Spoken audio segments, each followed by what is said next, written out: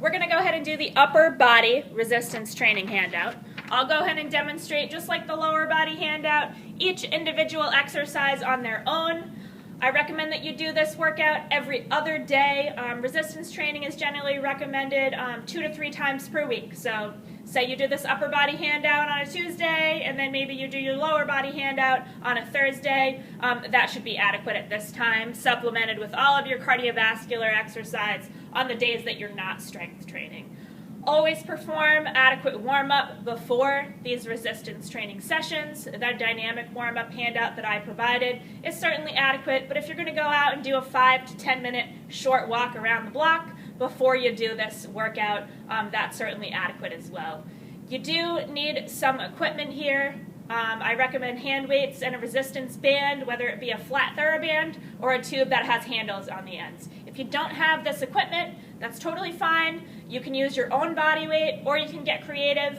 I've had patients tell me that they find cans of soups and even single water bottles that they've used to hold on to for added resistance. So just like the lower body handout, I'm just going to demonstrate each individual exercise.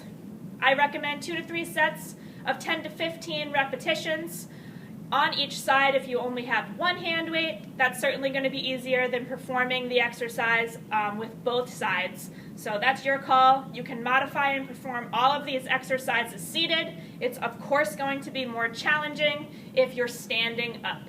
So we're going to target all of the major muscle groups here, including this problematic tricep muscle that all of my patients are wondering how they can exercise.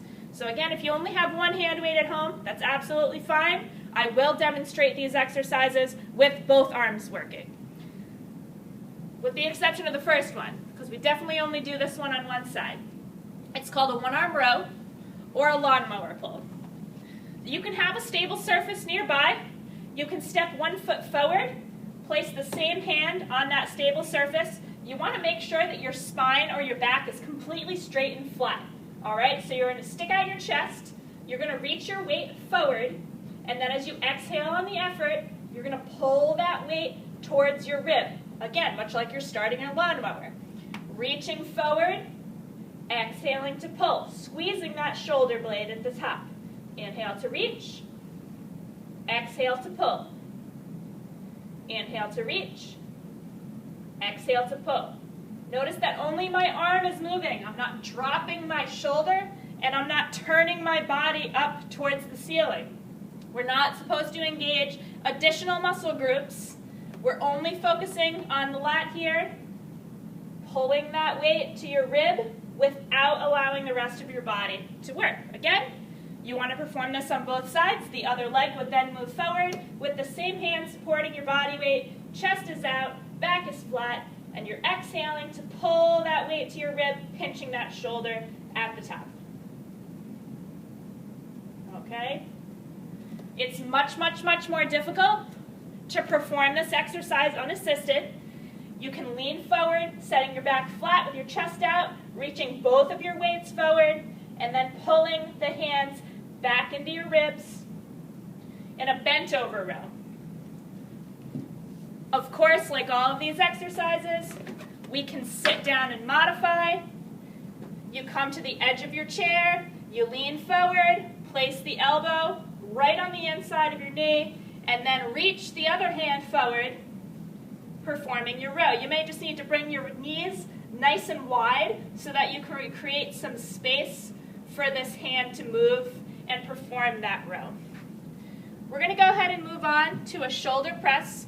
That first exercise was a pulling movement, engaging your back. The next one is a pushing movement, engaging the shoulders in the front of the chest. So we're doing a shoulder press. This can be problematic for shoulder injuries. I would recommend starting this activity either seated or standing with your palms facing each other versus palms forward, and then just reach up overhead as best you can so that when you're looking from the side, you can't see your ear through your arm.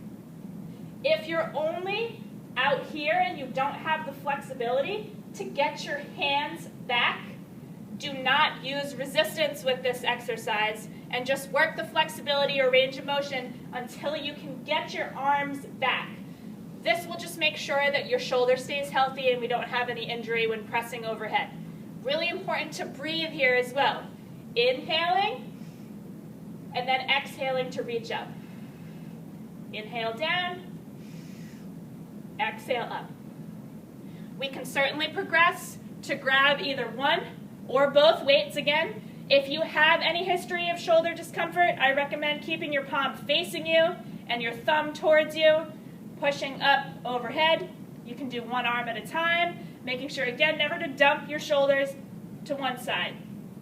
Much, much more difficult to hold on with two hands and press overhead.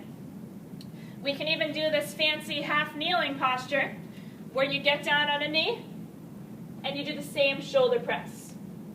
It's much more difficult for your trunk to be on that one knee, makes you more unstable. It will just get extra muscle groups involved. But again, don't be overzealous. Do what is appropriate. Start with either no weight or super light resistance so that you can be successful performing 12 to 15 repetitions in each set. From there, we have a rotator cuff exercise. If you don't have a band at home, you can pretend that you're holding on to something, and then you're just pushing your hands backwards to squeeze your shoulder blades together. When you perform this, you don't want to shrug your shoulders up towards the ceiling. So again, arms are at shoulder height, and you're pushing the hands backwards to pinch your shoulder blades together. If you involve a resistance band, you want to make sure that you're not seeing the band bend. You should keep tension on the band the whole time, and with straight arms, you're pulling the band towards your chest. It's not a cheerleader move where you bend the arms and then extend. The arms stay completely straight, and then you split the band and make sure it touches your chest before slowly returning to baseline. Next up is an upright row. I see this exercise done completely wrong because the hands are always way too close together, and I see this shrug of the shoulders. So with an upright row, even with no resistance, we're trying to engage the upper back and shoulder. So you should try to pinch your shoulder blades together. Your hands stay shoulder width apart, and then you're driving your elbows out towards the sides until they reach the height of your shoulders and your thumbs are right at the front of the shoulder. Lifting, keeping the hands at shoulder height to squeeze the shoulder blades together, up and down.